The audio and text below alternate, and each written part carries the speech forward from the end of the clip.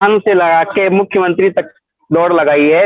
हर जगह यही जवाब मिलता है कि बजट आएगा तब आपको पैसा दिया जाएगा। आखिर वो बजट कब आएगा? विधानसभा चुनाव के बाद आएगा या इनके परिवार के खत्म होने के बाद आएगा? नमस्ते मैडम। नमस्कार नमस्कार सर, मैं आसाराम बोल रहा हूँ जी। ये बताइए कि कितना पैसा आपका प्रशासन खा गया है? मैम 60,000 रुपए है। हमारे साथ में मौजूद हैं आशाराम के परिवारीजन, उनके सहयोगी। आज उनसे बातचीत करेंगे। एक दिव्यांग जो दोनों पैरों से कमजोर है। कोरोना काल में ये समझिए कि आम जन पहले से ही जो पीड़ित है, जो पहले से ही परेशान है, उसकी परेशानी का आप अंदाजा लगाइए कि कोरोना काल में उससे टेंट और लाइट ले ली जाती है और फिर जो बिल होता है, जो मजदूरी होती है, वो मांगने पर भी टरका दिया जाता है और टरकाया एक बार नहीं जाता है, तब से लेकर के आज तक टरकाया ही जा रहा है। और आपको बता दें कि उस तहसील से लेकर, जिस तहसील का मामला है, उस तहसील से लेकर मुख्यमंत्री आवास तक ही मामला गया, लेकिन शिकायत जो है उसकी जो सुनवाई है वो अब तक न हुई। चलिए, हमारे साथ में वो मौजूद है, उनके परिवारीजन, उनके सहयोगी, उनसे बातचीत करेंगे और जानेंगे कि पूरा मामला आखिर क्या है। नमस्कार। मैं मोहित सिंह बोल रहा हूँ और विकलांग जी। आप कहाँ इंट्रोडक्शन बताइए हमारे दर्शकों को।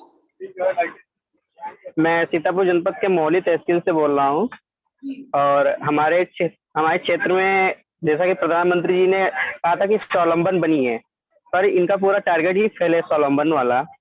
क्योंकि अभी 1 वर्ष पहले नेरी में आसाराम को आर्यवर्त बैंक से 50,000 रुपए का लोन दिलवा के नेरी चौराहे पे टेंट की दुकान खुलवाई गई थी।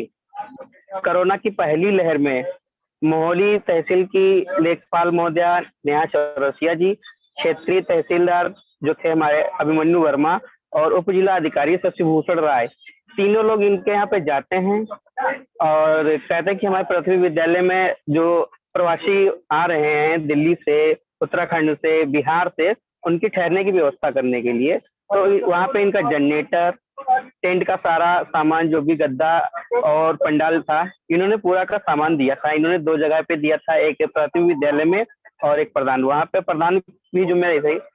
तो जब वो समाप्त हो गया, कोरोना काल समाप्त हो, उसके बाद जब पेमेंट की बात आई तो सबसे पहले इन्होंने जो तहसीलदार को फोन किया तो उन्होंने कहा कि ये हमारे अंतर्गत नहीं आता है, आप जो है एसडीएम साहब से बात करिए। फिर इन्होंने एसडीएम साहब से फोन से ही बात की, क्योंकि दोनों पैरों से विकलांग हैं और इनके 4 लड़कियां हैं। एक लड़की की शादी भी हो चुकी, 3 अभी लड़कियां हैं। प्रेजेंट टाइम इनकी काफी दयनीय स्थिति है जो बयान नहीं कर सकते हम लोग में। मुख्यमंत्री जी चाहे जो कुछ भी कहते हो, प्रधानमंत्री जी चाहे जो कुछ कहते हो कि हम लोग दिव्यांग के लिए ये कर रहे हैं, वो कर रहे हैं, सारी बातें हवाई हैं। यहाँ तक कि इन्होंने प्रदेश में जो दिव्यांग प्रकोष्ठ बनाया है उसमें भी इन्होंने सकलांग रखा है। तो हमको लगता है कहीं से भी इनकी जो नीयत है दिव्यांगों के प्रति, जो बोलते हैं, हम तो विकलांग ही कहेंगे, बहिष्कार करते हैं इनका नाम दिया हुआ, विकलांगों के प्रति इनकी जो नीयत है वो बहुत छोटी नीयत हम मान लें, या इनका नजरिया समझ लें कि उनको खत्म करने की रणनीति इनकी बन रही है पूरी। तो क्यों आप उस पैसे को लेकर एसडीएम साहब ने जो बात कही थी फोन पे कि आपका 15 दिन में पेमेंट हो जाएगा, 1 वर्ष हो गया आज। 1 वर्ष में इन्होंने प्रधान से लगा के मुख्यमंत्री तक दौड़ लगाई है। हर जगह यही जवाब मिलता है कि बजट आएगा तब आपको पैसा दिया जाएगा। आखिर वो बजट कब आएगा? विधानसभा चुनाव के बाद आएगा या इनके परिवार के खत्म होने के बाद आएगा? स्थिति ये समझिए एक परिवार के खत्म होने की स्थिति है। अभी जब तहसील दिवस में आया था, इससे पहले भी इन्होंने की स्थिति बहुत खराब थी, आत्महत्या करने की कगार पे ये व्यक्ति था।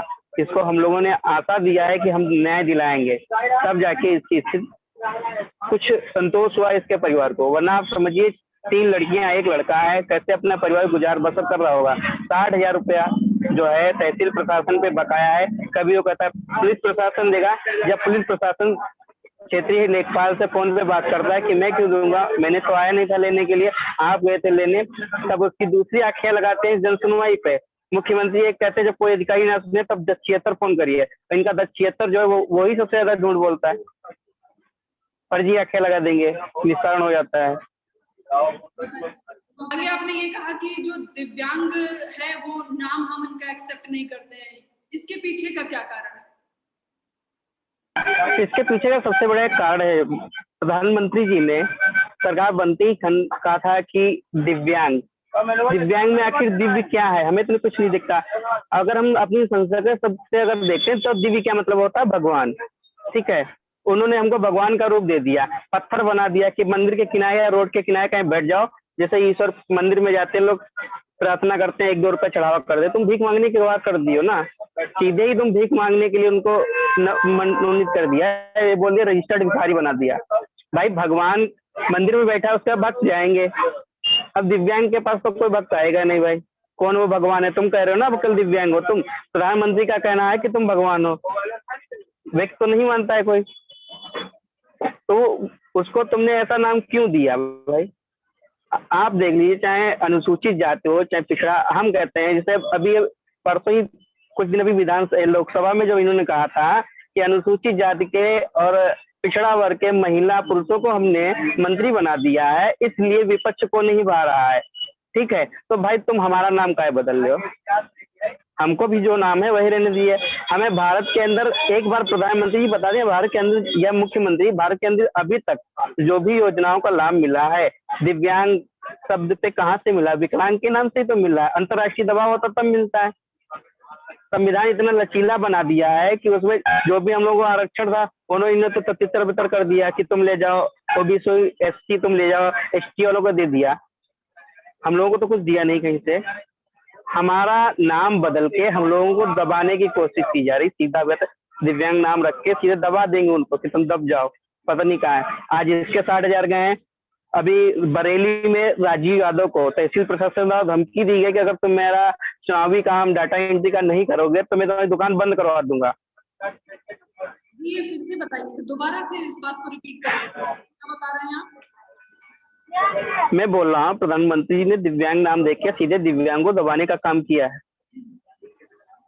ठीक है, अब इसका उदाहरण गीता लगता सीतापुर जनपद से आसाराम है, जिसका इन्होंने 60,000 रुपया, मैं सीधे मुख्यमंत्री पे आरोप लगाता हूँ, योगी आदित्यनाथ पे आरोप लगाता हूँ कि इन्हीं के शासनकाल में ये एक तरफ कहते हैं कि आप डरिए मत, जो भी गलत करेगा उसकी संपत्ति हड़प लूंगा।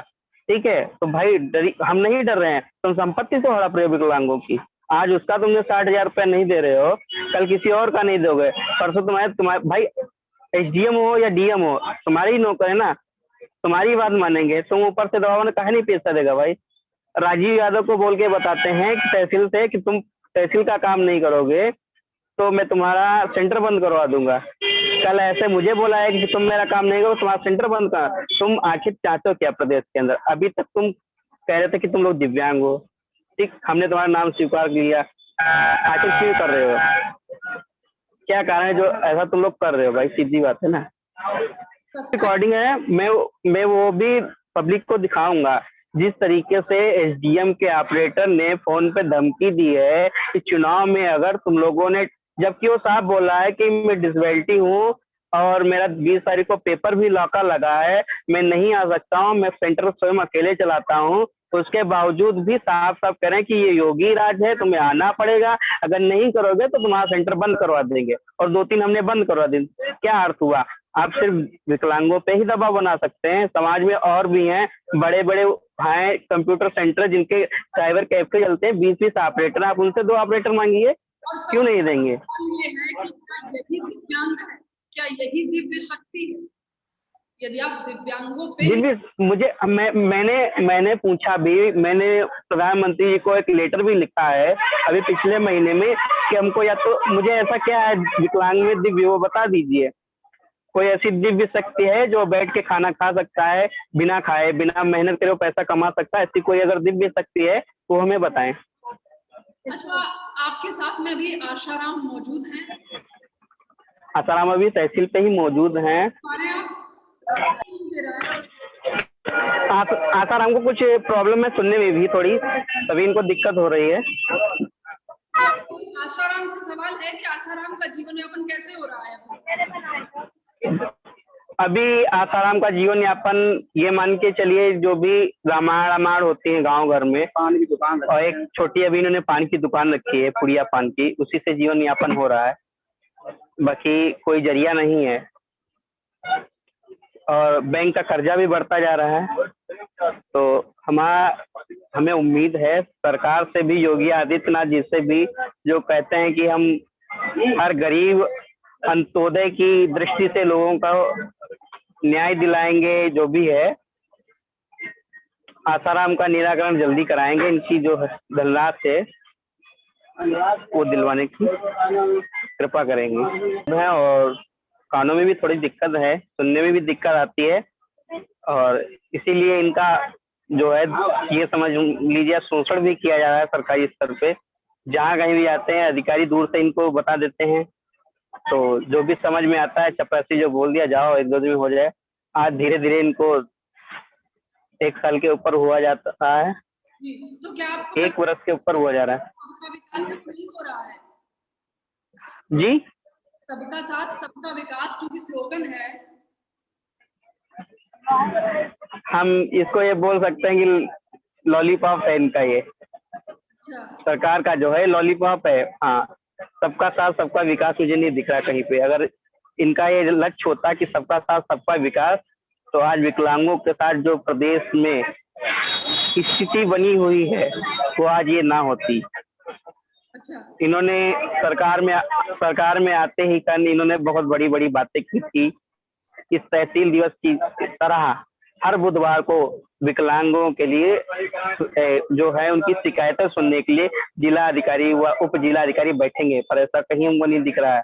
यहाँ तक संपूर्ण समाधान दिवस में भी अगर कोई विकलांग जाता है, मैं मोहाली तहसील की बात कर रहा हूँ जहाँ पे मौजूद हूँ, यहाँ पे अगर जाता है ना व्हील चेयर की व्यवस्था होती है ना कुछ, लोग कड़लते हुए रेंगते हुए जाते हैं।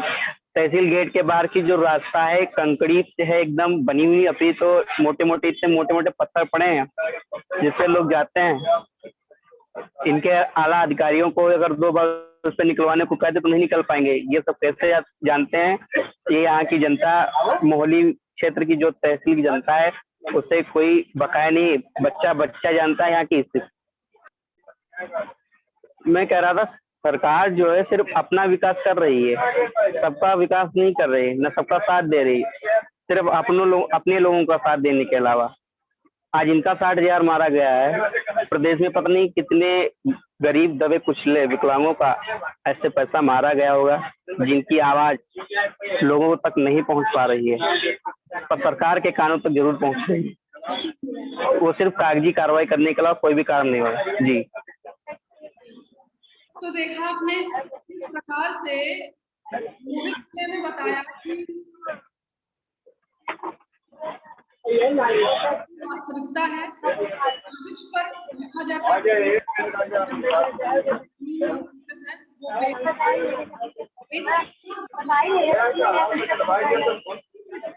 जाता है, और एक तरफ बताया मोहित से ही देख लेते हैं कि विकलांग है और परेशानी है तो दूर से ही नमस्कार कर लेते हैं, सुनवाई तो बहुत दूर की बात है।